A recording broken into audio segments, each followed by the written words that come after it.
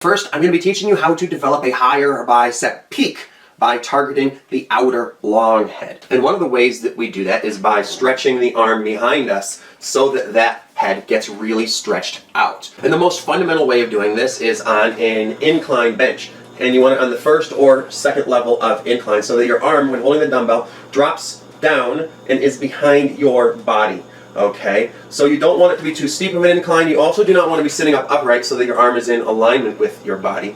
All right, you also do not want to be leaning back on an incline and then just holding your arms up here and doing the curl like this, which I see, and I just don't understand why people would even think they should be doing that. Like, why are you sitting on an incline just to be going like this? It doesn't make any sense. All right, so let your arm drop to the floor so that that bicep gets all stretched out. You don't want it too stretched out. All right, the first or second level of incline is enough. So try both of those and see which one feels like it gives you the best pump. Now you are going to need a much lighter weight for this exercise because putting your bicep under stretch like that is insanely brutal. So if you're used to doing your standing curls with 25s or 30s or 35s or 40s, you're honestly going to have to start with 10s or 12.5s or 15s with this exercise if you are doing it with proper form, letting your bicep get stretched out enough and also not doing it too fast and squeezing at the top. And squeezing the top, okay? You want to actually flex your muscle at the top because a study has shown that that will actually double your growth.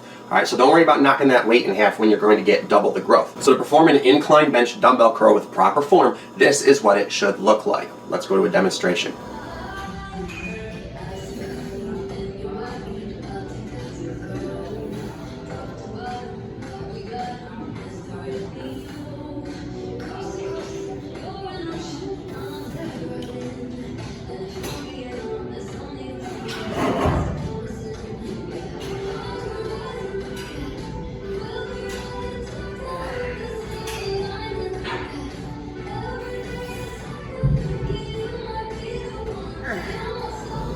So that curl is great for developing the outer head and getting a higher peak. But how do we make the biceps wider? Because that's very important. Since you're not always going to be flexing and people aren't always going to see how high your peak is when your bicep is flexed. But people are going to very easily be able to see how wide and thick your biceps are. So in order to have that effect, we need to target the short inner head. Alright, and since the long outer head was targeted by stretching the bicep out by bringing the arm back, the short inner head is targeted by doing the exact opposite and bringing the arms in front of the body so that the biceps can get shorter and closer to their point of origin. So you want the arms well in front of the body for this. Alright, now remember how I said that turning the grip up into a V grip will target the outer head more? Well, doing the opposite and supinating the grip targets the inner head more. So anytime you are doing straight bar curls, you are targeting the inner head. However, in order to really sculpt the bicep and work on its development and the biceps width, you want to take it even further than that. With a supinated grip using a straight bar, you can actually target the inner bicep even more by widening up your grip a little.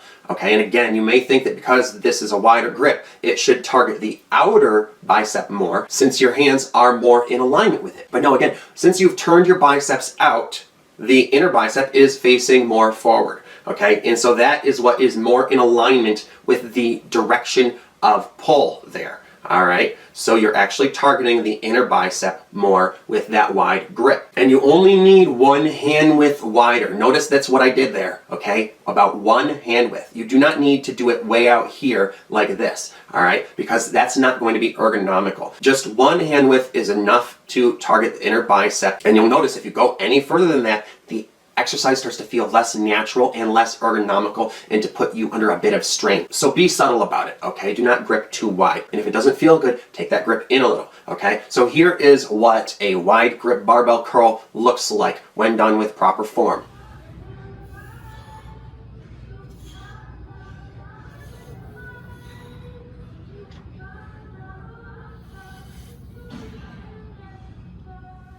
But now wide grip curls are difficult and are not exactly the most ergonomical exercise and may not feel right for a lot of people. If you are looking for a simplified curl that hits all of the parts of the bicep equally and the brachialis a little too, the way to do that is with a neutral or hammer grip dumbbell curl or a twisting curl, which takes your hands through all of the grips. And those are best done seated, not standing, so that you cannot use your body to swing the weights towards your shoulder more easily. So you want your core to be locked into a stable position so that it does not help your biceps to swing the weight up at all. So here is a demonstration of the proper form for those two exercises.